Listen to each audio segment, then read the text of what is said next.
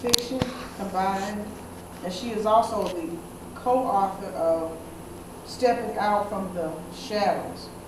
And she writes of Odyssey.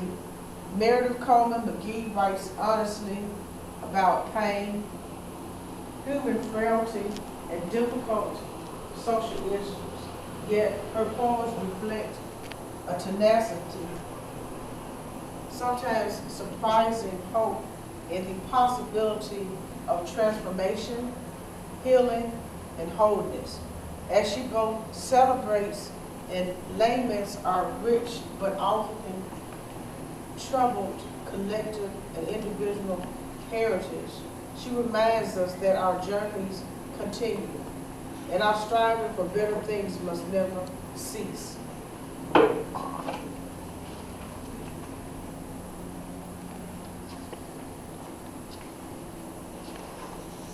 And my introduction was written by a librarian, a retired librarian, Alma Fisher. She used to work on her last job at Tougaloo College. She was a librarian and an archivist. And she writes, Mississippi author Meredith Coleman McGee presents the reader with a triple expression of literary form in Odyssey, a uniquely written, well-researched work which produces a family of fiction and nonfiction. I'm doing it.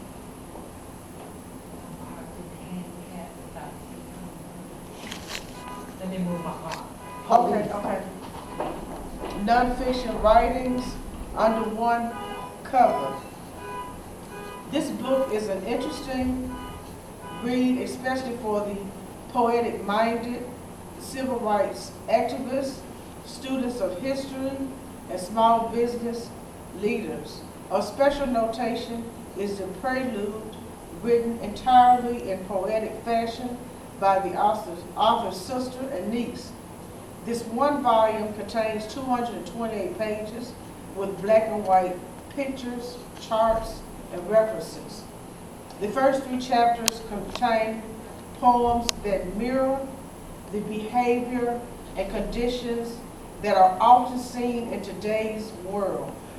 These human conditions exist in one's engaging journey for self-identification. Some of the poems are based on factual events.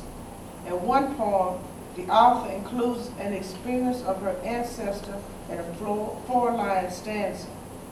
Chapter 4 consists of pre-published articles by the author which respond to current and historically charged issues, which provide valuable resources for a bevy of audiences.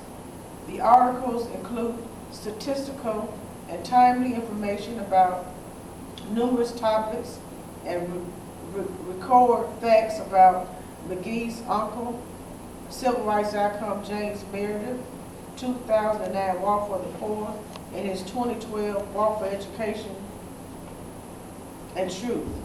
In the final chapter, McGee shares the findings of her research project, which was submitted to Antioch University McGregor, now known as Antioch University Midwest, Yellow Springs, Ohio, in the partial fulfillment of her Master's of Arts degree.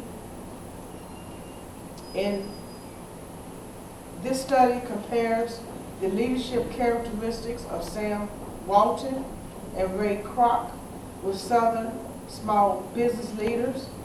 Walton and Kroc turned Walmart and McDonald's respectively into global conglomerates. This study is harrowing for leaders interested in mirroring the leadership styles of successful entrepreneurs. Thanks for coming out, Owen. You're welcome. Actually, I'm just going to read the first poem in chapter 1. And the name of it is Deceptive Dreams. She had nothing but her dreams to cling to, They had lied to her 1,000 times. They told her she lived on a hill in a white fenced house. They said there were no cracks in the walls of her shack. They said her lover was cheating. They told her she slapped her supervisor with a dead fish at the staff meeting. They told her she was the president of the bank. They told her she wasn't a $7.50 an hour employee. They said she could float in the air above the sea for miles. They told her she wasn't his mark. They said her mother fell in love with her trick. They told her locusts and honey were kosher. They told her she had lived 2,000 years ago. They told her she had danced with warriors. They told her she slit a snake in two by the bayou. They told her she helped free thousands of Africans in captivity. They said her master was her daddy and her cousin was her brother. They told her she had been a master of slaves. They told her she married her husband's servant. They told her she defiled the purity of her race. They told her she used voodoo for sport. They said her dad was French and her mom was African. They said her dad bought everything in the house but never dwelled in it. They said her mama ran away. They said her daddy hunted her mama down. They said her mama fled to Canada and never returned. They said her daddy gambled away his fortune. They said her daddy died broke as can be. They told her a fat cat stole her royalties. They said her granddaddy was red as can be. They said her Native American ancestors built mounds larger than the great pyramids of Egypt. They told her a turkey egg could feed 3 or 4. They said her mama had a heart attack when she walked through the door of no return and never boarded the ship. They said her aunt jumped off the ship and never made it to the West Indies.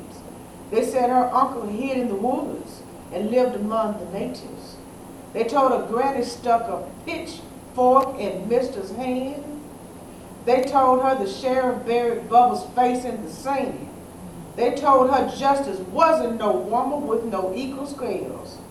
They told her jail was hell and wasn't no peace in it.